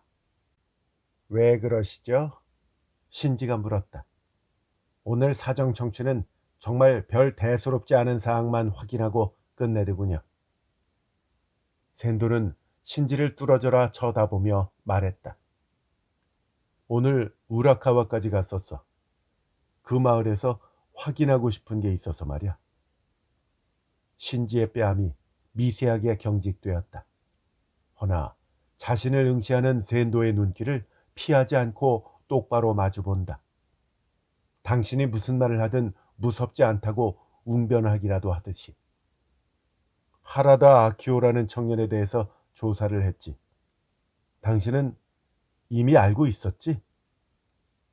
신지가 2번 눈을 깜빡였다. 뭐라고 대답해야 하나 갈등하는 눈치다. 샌도가 애두르지 않고 바로 치고 들어오자 당황했을 수도 있다. 결국 신지는 대답했다. 네, 압니다. 당신은 하라다 본인도 모르는 그의 태생에 대한 비밀도 알고 있었어. 네, 조금은요. 당신은 그걸 하라다한테 말해줬지? 꽃구경 즈음 어느 날에. 사람이면 마땅히 자신의 출생에 대해서 알아야 한다고 생각했어요. 근데 그 얘기 말고도 여러 가지 말해줬겠지. 네, 여러 가지 말해줬죠. 하지만 그게 교사로 간주되지는 않겠죠. 미묘하기는 하지. 하고 샌도는 동의했다. 그래, 나한테도 하나만 가르쳐줘. 난 수서원이 아니야. 개인적인 관심에서 알고 싶은 거니까. 물어보세요. 왜 그랬지? 왜냐고요? 신지가 억지 웃음을 지었다. 어제도 말씀드렸잖아요. 어차피 아버지는 누군가한테 살해당했을 거예요. 형이 죽였을 수도 있고요. 어쨌든 인과응보라는 게 있다면 아버지는 누군가에게 살해당할 운명이었다고요. 그리고 마침 그 인과응보를 행하기에 걸맞은 인물이 주변에 있었던 거고요. 당신이 교사하지 않았다면 그런 짓은 꿈에도 상상하지 않았을 거야. 그건 모를 일이죠. 잠시 샛길로 벗어날 수도 있지만 결국 그럴 운명이었을 겁니다. 그렇게 생각하지 않으시나요? 근데 전 정말 별 얘기 안 했어요. 얼마나 관여했느냐에 따라 달라지지. 그런 걸 모를 일은 없을 텐데. 전 그저 생각나는 대로 떠들었을 뿐이에요. 샌도는 안주머니에서 휴대전화를 꺼냈다. 통화 상태로 담아두었었다. 신지도 그 사실을 알아차렸는지 눈이 휘둥그레졌다. 하지만 신지의 눈에서 항의의 빛은 떠오르지 않았다. 자리에서 일어나 휴대전화를 귀로 가져가자 사쿠마의 목소리가 들렸다. 고마워. 하지만 쉽지는 않겠는디. 그런가요? 저 지금 어디에요? 가게 밖에 지금 막 도착했어. 샌도가 휴대전화를 닫았다. 신지는 침착함을 다시 찾은 듯 했다. 예의 그 이죽거리는 미소를 짓고 샌도를 바라보고 있다. 앞으로의 일이 어떻게 진행되든 받아들일 감수가 돼 있다 라는 표정으로도 보였다.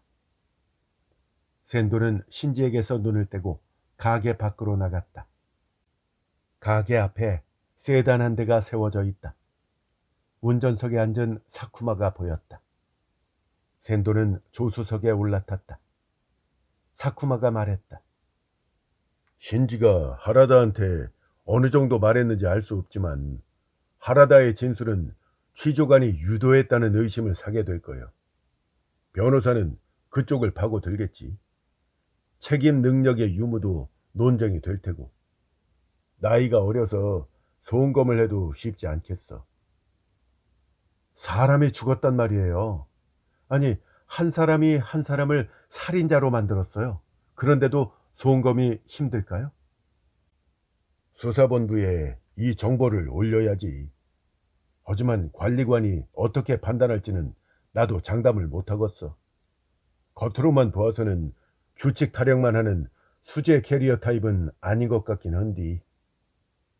사쿠마 선배 생각은 어때요? 신지가 인과응보라는 말을 하더구만. 솔직히 이해가 안 되는 건 아니여.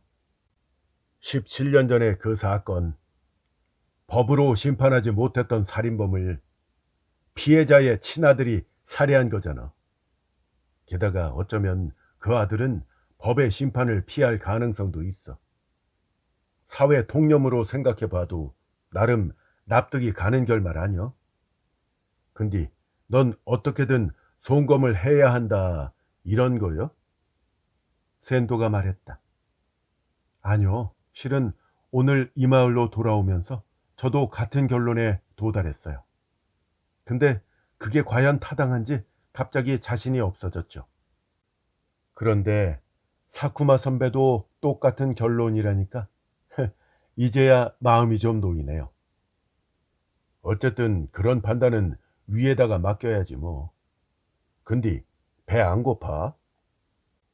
아침에 마을을 출발해서 우라카와에 다녀오고 난 뒤 마을로 돌아와서도 곳곳을 탐문했다. 점심도 챙겨 먹지 못했다. 엄청 배고팠다. 목도 마르다. 극심한 고갈감을 전신에서 느꼈다. 배가 고프다고 하자 사쿠마가 웃었다. 이 마을 최고의 요리집으로 가자고. 내가 한 통 낼게. 사쿠마가 가게 앞에 세워둔 차를 출발시켰다. 샌도는 고개를 왼쪽으로 돌려 가게 출입구를 바라보았다. 안에서 피아노 소리가 들린 것 같았다. 아니, 그럴 리가 없다. 기분 탓이다. 안에서 아무리 격렬하게 피아노를 연주해도 차창을 닫은 차 안까지 그 소리가 전해질 수는 없었다. 그럼에도 멜로디가 샌도의 머릿속에 울려 퍼졌다. 기억이 어제의 멜로디를 재생하기 시작했다. 신지가 연주했던 곡은 무엇일까? 아마 쇼팽일 것이다. 자신이 짐작할 수 있는 바는 바로 거기까지다. 야상곡 중에 한 곡일까? 샌도는 안전벨트를 잠그며 생각했다. 어제 신지의 연주를 좀 더 칭찬해 줬어야 했다. 신지는 살인자인 아버지의 그림자에 두려워하고 괴로워하며 사춘기 이후 17년을 살아왔다. 그런 그의 인생에 얼마간 동정의 여지가 있었다. 형사라는 의식에 굳이 그렇게까지 도발할 필요는 없었던 것이다. 결국 사쿠마도 그런 결론에 도달하지 않았던가.